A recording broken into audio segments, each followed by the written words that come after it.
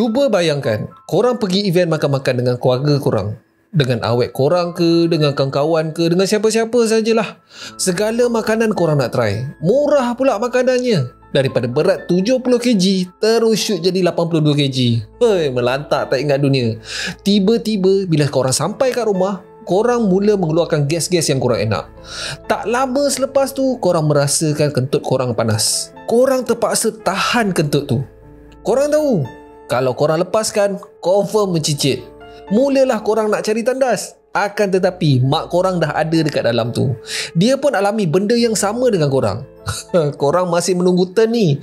Memandang belakang korang, adik korang pula beratur betul-betul cucuk angin dekat belakang. Sambil mukanya mengerut-ngerut. Sama juga macam korang. Lepas tu akak korang pula dekat belakang. Lepas tu ayah korang pula. Last habis satu rumah kena keracunan makanan. Haru mat. Serius haru. Siapa pernah lalui benda macam ni? Family abang boy pernah tau. Sampai kan abang boy terpaksa standby pakai kain pelekat. Senang, easy access. Selak je. Yang abang boy bagi contoh tu hanyalah kes keracunan makanan yang biasa-biasa je. Hari ni abang boy nak menceritakan kes di mana situasinya lebih kurang sama. Akan tetapi bukan setakat cirit je tau. Insiden ni mengakibatkan seramai 4 orang mati dan 63 yang lain mengalami komplikasi. Dikatakan semuanya berpunca daripada seorang jiran yang tak ngam dengan yang lain. Bukan setakat cirit je guys. Bocor perut weh. Kes kali ni agak panjang guys. Tetapi abang boy garanti dia punya plot twist dan ending dia akan buat korang tertanya-tanya. Tetapi sebelum tu, seperti biasa kita layan the intro.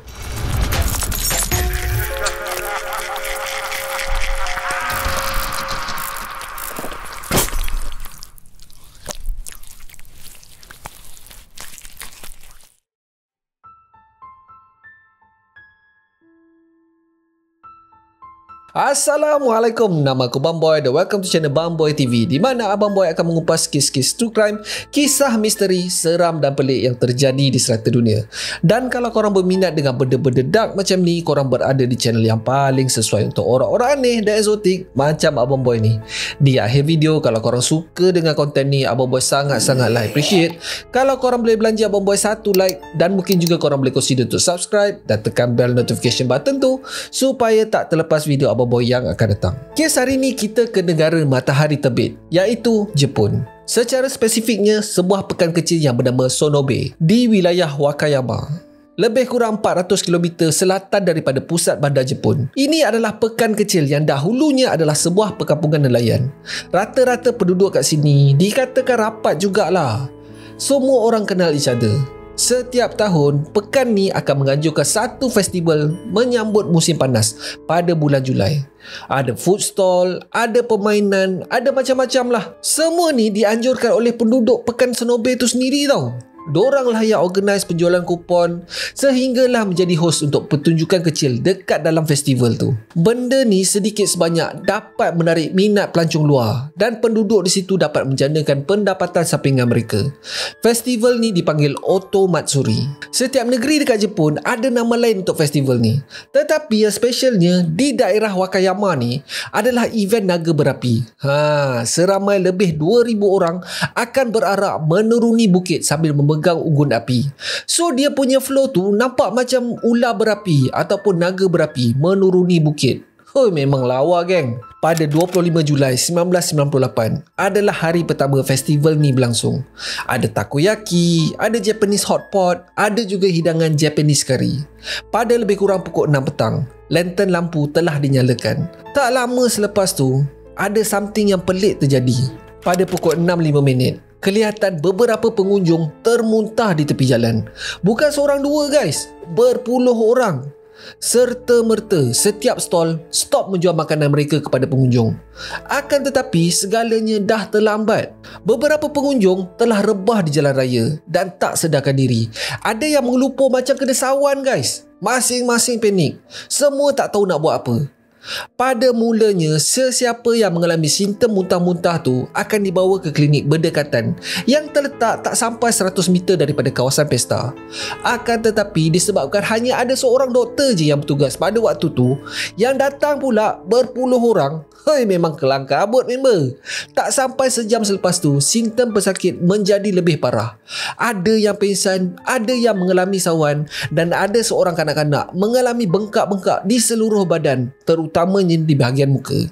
Sekarang ni, benda yang paling utama yang perlu diorang buat adalah untuk ke hospital besar di area bandar.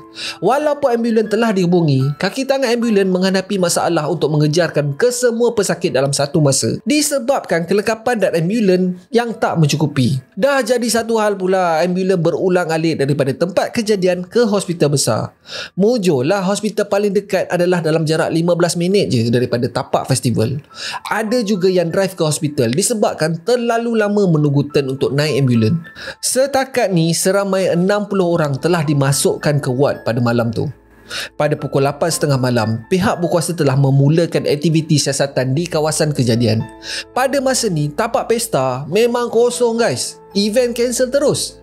Pihak penyiasatan mendapati kesemua pesakit mempunyai satu je persamaan, iaitu mereka semua telah memakan Japanese curry di salah sebuah stall. Pihak berkuasa telah menghantar sampel ke makmal untuk diuji kaji dan menyiasat siapakah yang terlibat dalam penyediaan kari itu.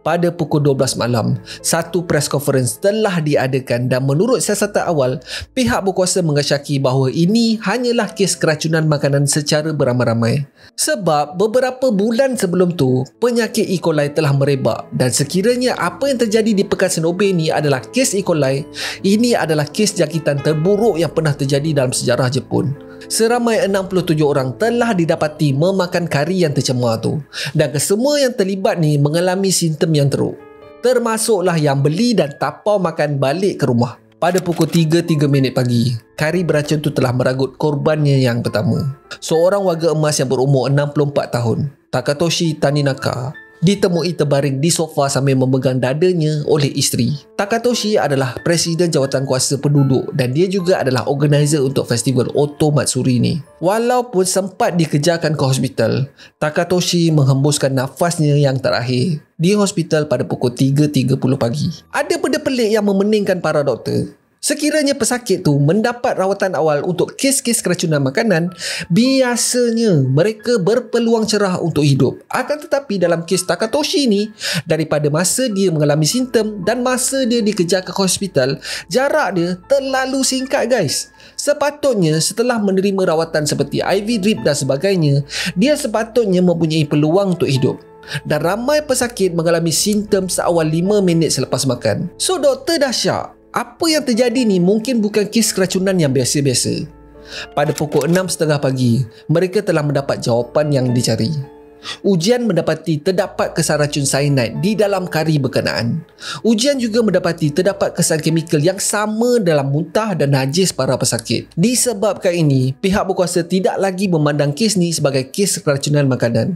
Akan tetapi, pembunuhan beramai-ramai. Benda ni tak habis kat situ tau guys. Pada pukul 7.35 pagi, seorang lagi pesakit telah menjadi korban. Seorang warga emas yang berumur 53 tahun yang bernama Takaki Tanaka, yang juga adalah naib Presiden Jawatan Kuasa Penduduk. Pada pukul 7.54 pagi, seorang kanak-kanak yang berumur 10 tahun telah menghembuskan nafasnya yang terakhir. Dan pada pukul 10.54 pagi, kari beracun telah mengorbankan mangsanya yang terakhir, seorang remaja yang berumur 16 tahun yang bernama Miyuki Tori. Doktor dan kaki tangan perubatan bertungkus lumus merawat 63 lagi yang masih hidup. Macam Abang Boy cakap tadi, kes ni dah jadi macam kes pembunuhan beramai-ramai tau. Ini baru 67 orang yang terkena. Apa yang lebih menyeramkan adalah yang datang festival pada hari itu beratus orang guys. Polis memulakan penyiasatan mereka dengan bertanyakan kepada para penduduk dan juga mereka yang terlibat dengan stol yang menjual kari pada hari kejadian. Boleh dikatakan kesemua menuding jari ke arah seorang wanita warga tempatan iaitu Masumi Hayashi. So benda ni agak pelik. Kenapa seluruh penduduk setempat bersepakat mengatakan hanya dia seorang je yang bertanggungjawab? So untuk menjawab soalan tu, Abang Boy kena bagi tahu korang dulu macam mana proses memasak kari ala Jepun di komuniti ni. Kari ni akan dimasak oleh lebih kurang 20 orang wanita daripada ahli jawatan kuasa penduduk. Dorang akan start memasak pada pagi hari tau. dan habis memasak lebih kurang pada pukul 1 tengah hari. Periuk masakan ni akan diletak di hadapan sebuah rumah yang berdekatan dengan tapak pesta. Sementara tu, periuk tu telah diawasi oleh 5 orang wanita, termasuklah Masumi Hayashi yang berusia 37 tahun. Menurut seorang saksi, ada suatu ketika yang hanya Masumi seorang je yang mengawasi periuk tu. Oleh itu, hanya Masumi seorang je yang mempunyai peluang untuk meletakkan racun di dalam periuk berkenaan. Masa yang dikatakan Masumi bersendirian adalah pada pukul 12.20 sehingga pukul 1 tengah hari. So, Masumi ada masa lebih kurang 40 minit guys. Menurut seorang lagi saksi, dia yang melihat Masumi daripada jauh mengatakan yang Masumi berkelakuan pelik pada ketika 40 minit tu. Dia mundar-mandir di kawasan periuk tu berada. Masumi memegang satu cawan kertas yang berwarna biru sambil meninjau kiri dan kanan. Nak lagi menambahkan kecurigaan jiran-jiran ni, kesemua wanita yang bertugas pada hari tu makan kari tu kecuali Masumi. Tak ada seorang pun dalam ahli keluarganya mengalami simptom-simptom yang dialami oleh penduduk-penduduk lain. Even satu family tak join tau festival tu. So memang agak fishy lah. Korang nak tahu tak si Masumi ni pergi mana? Dia sekeluarga pergi Karok guys. So siapa sebenarnya Masumi Hayashi ni? Kenapa jiran-jiran semua bersepakat menunding jari kat dia seorang je? Masumi dilahirkan pada 22 Julai 1961 di dalam sebuah pekan nelayan selatan daripada pusat bandar Wakayama. Ayahnya adalah seorang nelayan dan ibunya adalah seorang ejen insurans. Selepas tamat zaman persekolahannya, dia telah melanjutkan pelajarannya di dalam kursus kejururawatan di Osaka. Dalam tahun kedua di universiti, dia telah bertemu dengan seorang lelaki yang bernama Kenji Hayashi. Kenji ni pula dah berumah tangga dan 16 tahun lebih tua daripada Masumi. Ini kes sondol-sondol lah ni. Kes sondol ni antara dua je, sama ada mamat tu ayat cair, tak pun mamat tu kaya. Dan Kenji ni tergolong di antara kategori kedua. Kenji ni memiliki syarikat pembasmi serangga perosak yang berjaya di Osaka. So dipendekkan cerita, mereka berdua bercinta lah. Dan selepas Kenji ni menceraikan isterinya, dia mengahwini Masumi. Dan mereka telah dikurniakan 4 orang anak. Selepas mengahwini Kenji, Masumi berhenti daripada universiti dan telah mengikut jejak ibunya dan menjadi ejen insurans. Pada tahun 1995, 3 tahun sebelum kejadian, Masumi sekeluarga telah berpindah ke Sonobe. Mereka telah membeli rumah paling besar dekat area kejiranan tu. Mereka telah membeli sebuah rumah yang berharga 70 juta yen. Semua ni adalah kerana pada masa tu, Masumi telah menerima wang insurans ibunya yang mati akibat pendarahan otak. So kalau kita convert kepada ringgit Malaysia, 70 juta yen adalah lebih kurang 2.2 million ringgit guys. Tu pada masa tu tau. Kalau kita convert pula dengan nilai duit sekarang, rasanya double kot daripada amount tu. So anyway, walaupun mereka berpindah ke rumah baru yang serba mewah, keluarga Hayashi ni tak bergaul dengan jiran-jiran sekeliling guys. Dah lah tak bergaul, sombong pula tu. Orang yang datang berkunjung ke rumah tu hanyalah kawan-kawan mereka daripada kejiranan lama dorang. Selama 3 tahun dorang tinggal kat situ, Masumi tak membenarkan anak-anaknya bercampur gaul dengan anak-anak jiran. Hoi gila lah, sombong gila tu. Tak cukup dengan tu, kedua-dua pasangan ni dikatakan sangat-sangat baran. Terutamanya si Masumi ni. Ada satu insiden di mana semasa Masumi ni start dalam traffic jam, dia membunyikan horn sepanjang masa guys. Selama-lama dia tersekat kat dalam jam tu, selama tu lah dia duk tekan je horn tu. Tu tak campur lagi dia bergaduh dengan jiran sebelah penyebelah. Pendek kata, mereka sekeluarga dibenci gila oleh penduduk setempat. Walaupun kesemua jiran setempat syak yang Masumi lah yang bertanggungjawab, tiada tangkapan telah dibuat. Tak ada langsung bukti-bukti kukuh ditemui di rumah Masumi. Tak kisahlah macam mana perangai si Masumi ni terhadap jiran-jirannya. Semua tuduhan ni berdasarkan cakap-cakap makcik bawang je. Bila benda ni dah diketahui media, oi memang teruk lah keluarga Masumi ni kena kacau. Boleh dikatakan hari-hari wartawan akan berada di depan rumah keluarga ni. Anak-anak sampai kan tak boleh nak ke sekolah disebabkan diganggu wartawan. Even kawan-kawan sekelas pun kena kacau weh. Tak cukup dengan tu, siap ada helikopter bye. So keluarga Masumi nak ke mana pun tak boleh. Last-last mereka sekeluarga menjadi banduan di rumah mereka sendiri. Teruk guys, keluarga ni kena. Surat pun kena kebas tau. Wartawan siap letak tangga dekat belakang rumah, hanya semata-mata untuk merakam aktiviti keluarga ni seharian. Ini adalah sebuah rakaman di mana Masumi telah menyemburkan para wartawan yang berkerumun di hadapan rumahnya dengan hos air. Mereka telah menggunakan imej ni untuk menggambarkan kepada semua penduduk Jepun yang Masumi adalah seorang yang gila. Walaupun dengan tekanan yang dialami, Masumi tak pernah mengaku bersalah. Dia seringkali mengadakan sesi interview dengan wartawan di dalam rumahnya. Dalam setiap sesi interview tu, dia mengatakan yang dia tak bersalah langsung atas apa yang terjadi. Tak ada langsung bukti yang mengaitkan dia dengan tragedi yang berlaku. Dia juga merayu kepada pihak media untuk membiarkan keluarganya hidup dalam keadaan aman seperti dulu. So sekarang ni kita beralih pula dengan siasatan kes ni. Seminggu selepas kejadian, doktor di Hospital Besar Osaka berpendapat apa yang terjadi ni mungkin bukan disebabkan oleh cyanide. Menurutnya, masa yang diambil untuk cyanide bertindak dengan tubuh manusia adalah lebih kurang 5 minit je sekiranya dihidu tau, dan 30 minit sekiranya ditelan. Pesakit tidak akan berada di dalam bahaya sekiranya mereka berjaya hidup lebih daripada sejam. Kalau melihat dengan kes ni, mangsa mati selepas lebih 12 jam daripada saat simptom keracunan ni muncul. Dalam erti kata lain, sekiranya ada keracunan cyanide, mangsa akan mati dengan lebih cepat. So kalau bukan sebab cyanide atau keracunan makanan, apa sebenarnya sebab ramai orang jatuh sakit? Pada 2 Ogos 1998, terdapat perkembangan baru dalam kes ni. Makmal telah mendapati satu lagi bahan terkandung di dalam asid perut mangsa yang telah meninggal dunia dan juga sisa kari di dalam periuk. Terdapat satu bahan kimia yang lebih beracun daripada cyanide, iaitu arsenik. Ini bukan jenis arsenik yang biasa-biasa tau guys. Ini adalah arsenik dalam bentuk serbuk dan tidak mempunyai rasa dan bau. Nama bahan ni adalah arsenic trioxide. Ini adalah terkandung dalam kategori arsenik paling berbahaya kepada manusia. Menurut ujian makmal, dianggarkan sebanyak 100 mg telah diletakkan dalam setiap periuk kari. Amount sebanyak tu boleh membunuh seramai 1,500 orang sekaligus. Polis juga menjumpai cawan kertas yang berwarna biru. Cawan yang sama digunakan oleh Masumi semasa dilihat saksi. Tiada cap jari yang dijumpai, tetapi di dalamnya terkandung 35 mg serbuk arsenik trioxide.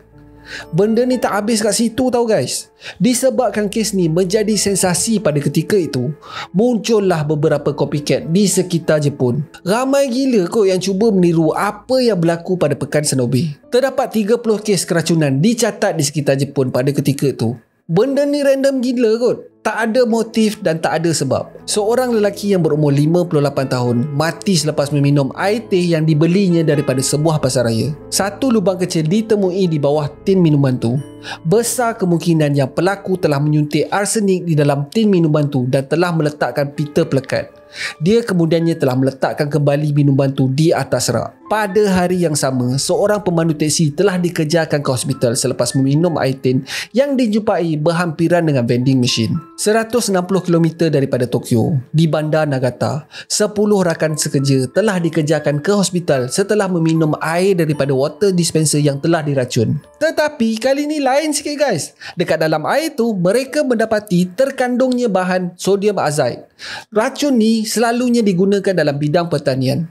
Lagi satu kes terjadi di Tokyo di mana seorang kanak-kanak lelaki yang berumur 10 tahun mengalami luka yang teruk di kerongkong akibat menelan pil ubat yang mengandungi bahan pembersih tandas. Seorang remaja perempuan yang berumur 15 tahun telah ditangkap dan kemudiannya dia telah mengaku bahawa ianya adalah satu prank. Dia mengambil inspirasi daripada apa yang terjadi di bandar Wakayama. Abang-abang pernah cover satu kes lebih kurang macam ni lah, tentang satu minuman Oronamin C yang telah diracun oleh ubat membasmi serangga tanaman, iaitu paraquat. Cuma yang membezakannya adalah paraquat murders ni berlaku pada tahun 1985 dan kari beracun ni berlaku pada tahun 1998. Tetapi serius guys, kedua-dua insiden ni memang gila kot. Korang boleh check link dekat atas ni. So anyway, pada 4 Oktober 1998, pihak berkuasa mengambil keputusan untuk menahan Masumi. Tetapi yang peliknya adalah dia bukan ditangkap atas kesalahan kari beracun tu tau. Dia sebenarnya ditahan atas tuduhan cubaan membunuh dan penipuan insurans. Hoi, terkejut media pada masa tu. Penyiasatan telah menemui bukti yang mengatakan salah seorang daripada kenalan keluarga Hayashi ni telah dikejarkan ke hospital selepas berkunjung ke rumah Hayashi. Pihak hospital mendapati terdapat simptom keracunan yang hampir sama dengan apa yang terjadi pada peristiwa kari beracun. Nak menambahkan lagi syak wasangka polis, bangsa tu telah meletakkan Masumi Hayashi sebagai penerima kedua wang pampasan. Masumi telah menebus sebanyak 6 juta yen daripada kematian mangsa. Dan apa yang terjadi ni hanyalah permulaan guys. Rupa-rupanya mereka sekeluarga boleh hidup senang adalah kerana si Masumi ni melakukan penipuan insurans terhadap kebanyakan klien-kliennya. Bukan sekali guys, Masumi disyaki telah meracun sekurang-kurangnya seramai 3 orang kliennya. Bukan setakat tu je, macam-macam dorang buat guys. Masumi ni sanggup mencederakan diri sendiri semata-mata untuk claim wang insurans. Suaminya juga pernah buat claim yang dia mengalami kecacatan kekal akibat kemalangan motosikal. Total kesemua claim yang dorang berdua ni dah kaut adalah sebanyak 150 juta yen. Kalau kita convert ke ringgit Malaysia adalah lebih kurang 4.7 juta ringgit guys. Hoi, patutlah dorang hidup senang. Duduk pula dekat rumah besar, kereta Mercedes tak agak-agak. Suaminya pun tak bekerja tau. Tetapi bukti yang mengejutkan polis adalah pada bulan Februari 1997, Masumi sendiri telah mengaku meracun suaminya sendiri guys. Untuk apa? Untuk claim insurans lah. Apa lagi? Sama juga modus operandi. Masumi telah meletakkan arsenik di dalam makanan yang dihidangkan kepada suaminya. Itulah sebab Kenji ni dah tak boleh bekerja selepas tu. Hoi, gila guys. Orang macam ni, anak sendiri pun sanggup diracunnya kalau terdesak. Hoi, bahaya. Sure korang tertanya-tanya kan, daripada mana Masumi ni dapat stok racun arsenik ni? Macam Abang Boy cakap, suaminya Kenji pernah memiliki sebuah syarikat membasmi serangga. Antara salah satu bahan membasmi serangga yang kerap digunakan adalah arsenik trioxide. Rumah keluarga Hayashi telah digeledah polis dan polis menemui satu plastik yang mengandungi bahan arsenik trioxide ni. Bila uji kaji dijalankan, bahan ni adalah sama dengan bahan yang digunakan untuk meracun periuk kari pada hari kejadian.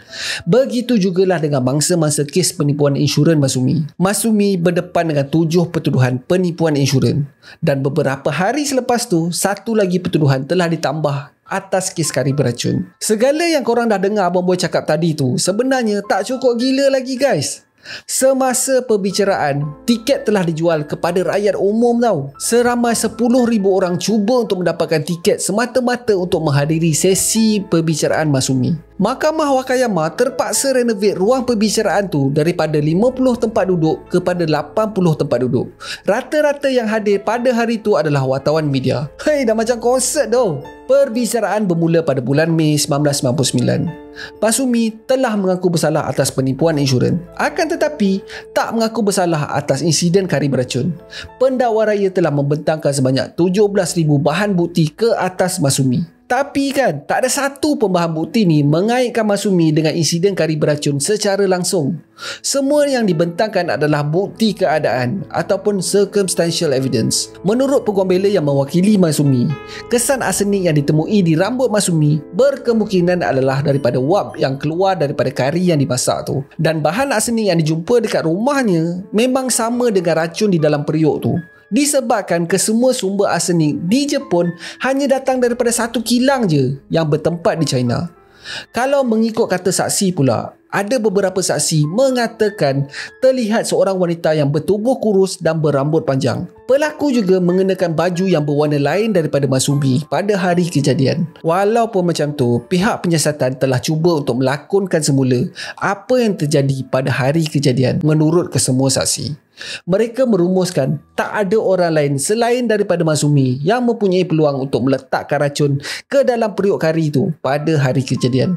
Walaupun benda ni hanya bukti keadaan, semua ni dah cukup untuk menunjukkan yang Masumi bersalah. Pendakwa raya mengatakan motif pembunuhan adalah kerana kejiranan tempat Masumi ni tinggal telah memulakan keluarga Masumi dan satu-satunya cara untuk membalas dendam kepada mereka adalah dengan meracun periuk kari kegemaran orang ramai. One shot je, dia nak kasih settle semua guys. Perbicaraan ni mengambil masa 3 tahun lebih guys. Punyalah lama. Apa yang dilalui oleh Masumi ni memang gila guys. Dia dilaporkan mengalami masalah depression dan cuba beberapa kali untuk membunuh diri di dalam sel tahanannya. Setahun selepas perbicaraan bermula, Kenji telah dijatuhkan hukuman penjara selama 6 tahun atas penlibatannya dalam penipuan insurans. Walaupun hujah yang meyakinkan daripada peguam bela Masumi, disebabkan Masumi telah mengaku bersalah atas penipuan insurans dengan cara meracunkan pelanggannya, hakim sebulat suara mendapati Masumi bersalah atas kesemua pertuduhan yang dikenakan ke atasnya. Dan pada 11 Disember 2002, Masumi telah didapati bersalah dan telah dijatuhkan hukuman gantung sampai mati. Matsumi telah membuat rayuan berkali-kali untuk dibicarakan semula dan kesemua rayuannya telah ditolak oleh mahkamah. Pada bulan April 2009, Matsumi sekali lagi membuat rayuan terakhirnya ke Mahkamah Tinggi Tokyo dan sekali lagi rayuannya telah ditolak. Menurut Mahkamah Tinggi Tokyo, walaupun berdasarkan bukti keadaan, tak ada kesangsian di dalam pertuduhan kesalahan yang dilakukan oleh Matsumi. Tak ada orang lain selain daripada Matsumi yang mempunyai peluang untuk meletakkan racun di dalam periuk berkenaan. Selepas penangkapan kedua-dua pasangan ni, kediaman Hayashi telah diconteng dan dipecah masuk oleh penduduk tempatan. Pagar dia memang kena conteng guys. Ada yang tulis pembunuh, iblis dan macam-macam lagi lah kata-kata kesat. Rumah kediaman Hayashi akhirnya telah musnah dijilat api akibat angkara khianat. Tapak rumah tu kemudiannya telah dijadikan taman rekreasi. Kenji Hayashi, suami kepada Matsumi, telah dibebaskan pada tahun 2005. Dia tinggal bersendirian dan sehingga ke hari ini masih berpendapat yang isterinya tidak bersalah. Tetapi apa yang menjedihkan adalah apa yang terjadi kepada anak sulung mereka. Pada 9 Jun 2021, anak perempuan Matsumi yang berumur 37 tahun telah membunuh dirinya dengan terjun daripada jabatan lapangan terbang Kansai bersama-sama dengan anak perempuannya yang berumur 4 tahun. Bila polis bergegas ke rumahnya pula, mereka menjumpai anak perempuan sulung yang berumur 16 tahun mati akibat kecederaan di kepala akibat dipukul dengan objek tumpul. Mungkin stres gila kot. Dekat sana, kalau masyarakat tahu yang kau ada pertalian darah dengan pembunuh atau pesalah, memang kena pressure guys. Kena palau tu memang satu kemestian lah. Silap-silap anak-anak diorang pun kena bully dekat sekolah. So seperti biasa, apa pendapat korang? Korang rasa si Matsumi ni bersalah ke tak? Korang kena ingat tahu, kesemua bahan bukti yang dibentangkan hanya bukti keadaan. Dan bab motif tu abang boy rasa macam tak kena lah. Sebab selama Matsumi dan keluarganya hidup dekat kejiranan tu, dia tak pernah kisah apa orang pulaukan dia ke, orang mengumpat ke apa ke, dia buat dono je. Kenapa tiba-tiba dia rasa macam nak meracun orang ramai-ramai pula? Lepas tu tak bijak pula tu. Dah berapa ramai dah orang yang dia kencing bab insurans ni. 150 juta yen dah dia kaut. Takkanlah dia bangang sangat dah letak racun dekat tempat open tau. Dan lagi satu adalah, daripada awal-awal lagi, Makmal dah buat kesalahan dalam mengenal pasti racun yang digunakan. Mula-mula tu diorang cakap cyanide. Last minute diorang tukar pula jadi arsenic. Entahlah. Kalau ikut firasat abang boy lah, Matsumi tak bersalah atas terjadi kari beracun ni. Itu pendapat abang boy lah. So apa pendapat korang pula? Macam biasa, kasih komen dekat bawah. So that's it for today guys. Terima kasih sebab tengok video abang boy sampai habis. Kalau korang suka dengan video ni, abang boy sangat-sangat appreciate kalau korang boleh belanja abang boy satu like. Dan mungkin juga korang boleh consider untuk subscribe dan tekan bell notification button tu supaya tak terlepas video abang boy yang akan datang. So akhir kata, jangan nakal-nakal, be awesome, stay creepy. Assalamualaikum.